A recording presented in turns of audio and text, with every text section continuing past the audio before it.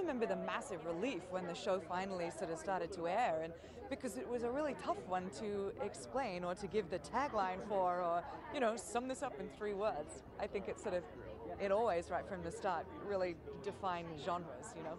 So I'm relieved people have seen it now, and the question's about details. I always think it's interesting, and especially in TV, when you've got, like, you know, a while to go, that you take your character to, like, the complete opposite of where she is. And I think the opposite of where Olivia is would be potentially to, like, become more of the maternal figure to these 2 little lost boys, you know, which I really do think Peter and Walter kind of are. So I'm sort of, I know that they're inevitably going to become a family. I'm just not sure which part they're all going to play. This is Fringe. If we don't do gore, we're not even trying. 20 minutes ago, I watched a man be shot in the head at point blank range. Now that's fringy. And not only do I not get grossed out, this is like a bad thing that actors do sometimes. We start to think that since we're invincible on camera, like all of a sudden nothing is terrifying me anymore. You know, like a guy getting shot in the head, that should just always be bad.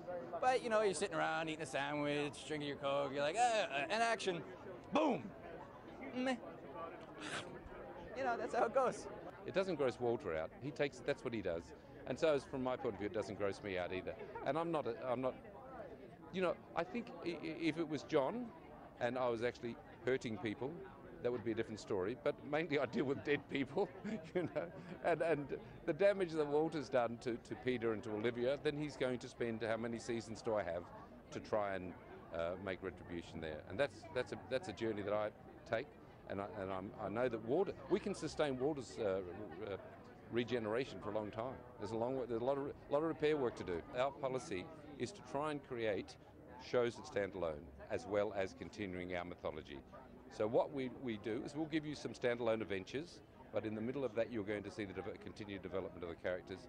You will see, for example, Walter have a love interest, which is the last thing any of us expected to do. You know, that'll happen. Something from the past. That's a little tease.